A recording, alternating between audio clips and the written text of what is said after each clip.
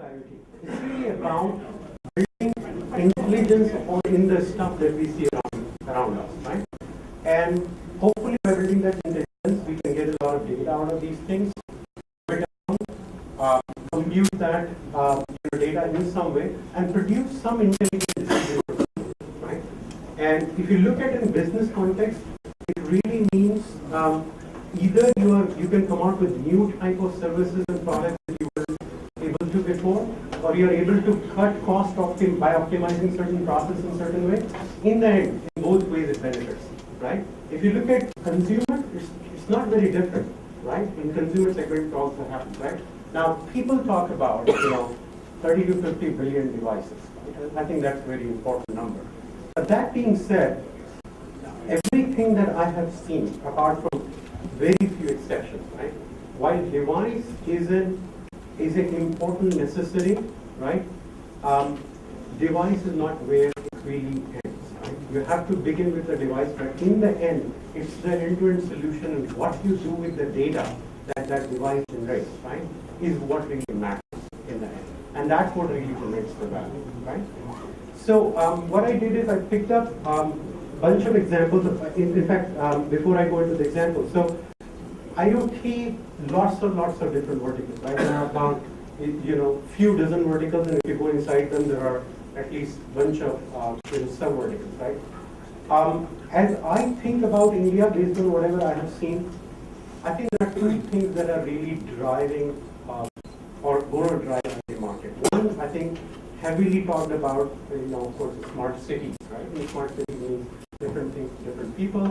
Clearly, there is a need, if our population in urban areas are going to increase, there is a need for us to optimize our resource utilization in cities in very different ways. And, of course, people will come to rescue. The second one, I think, is not really that much appreciated, is really industry readiness. The reason why I believe it is important in Indian context is that, historically, the way our industries have been built, right,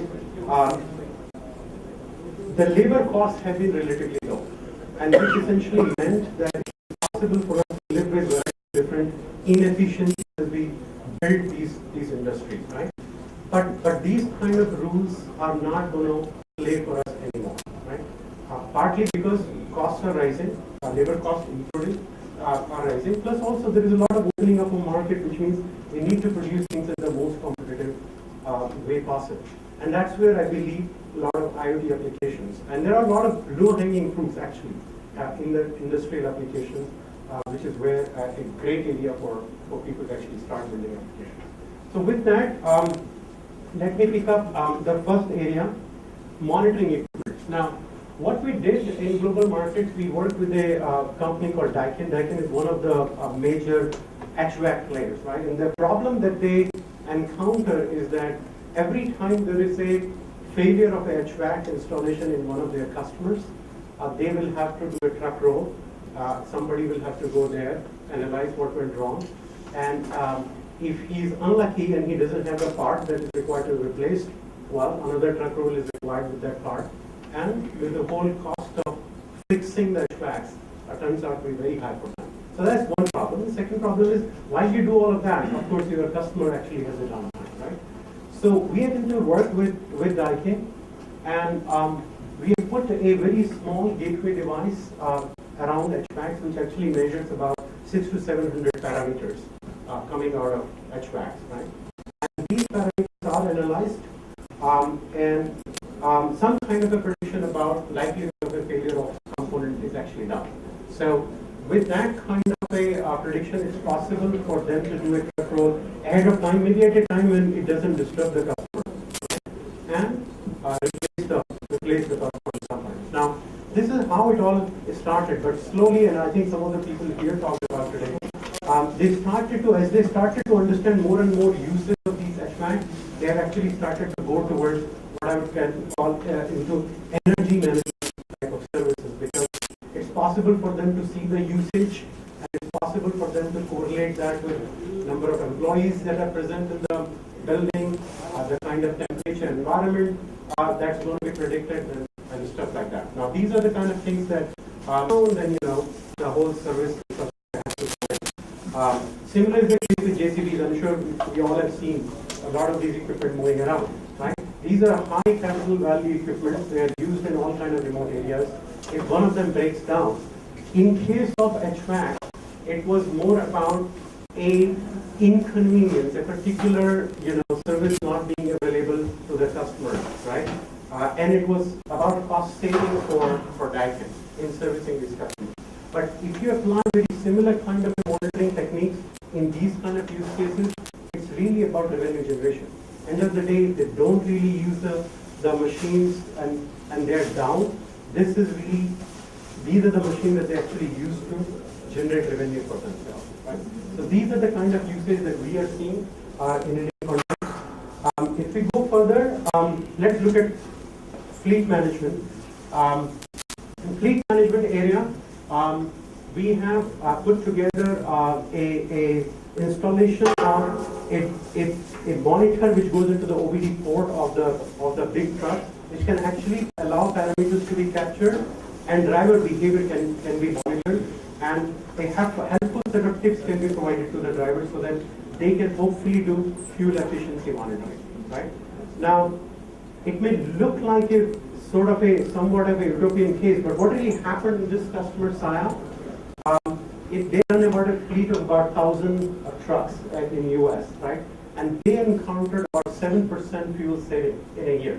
Now, if you extrapolate that number into the number of trucks that run in US, it's about 3 billion plus gallons of fuel saving in a year, right?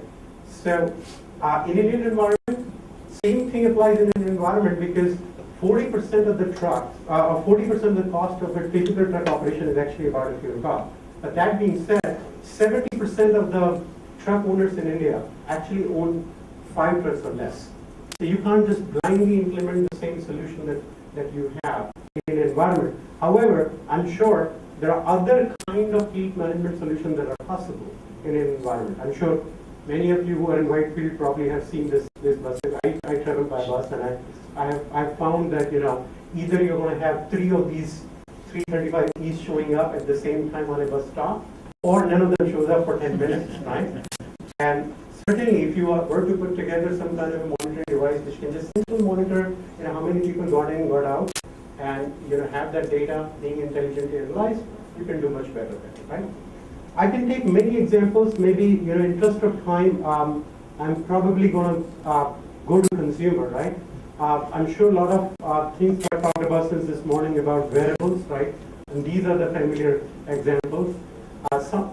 Probably many of them will make sense in India as well. I don't know how many of you have heard about this thing called Nano Ganesh. I think some people have heard, right?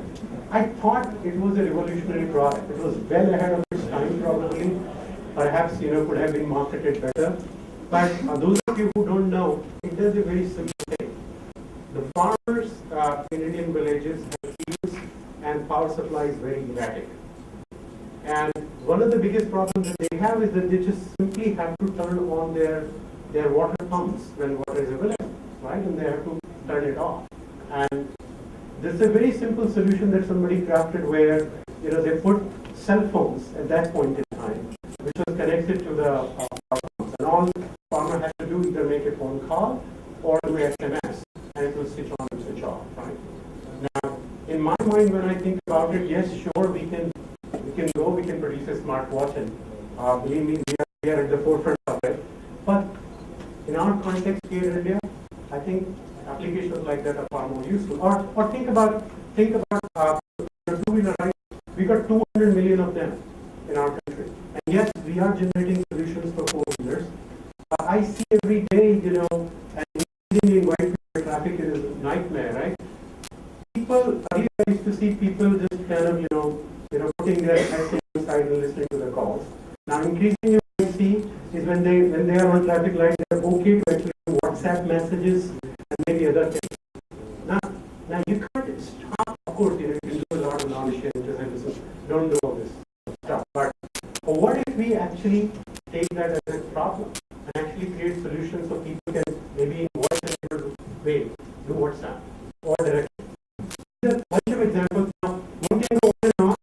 But I also want to spend a couple of minutes on whatever number of applications that I've seen implemented. There are a bunch of other things that one has to keep in mind as you develop solutions for India, right?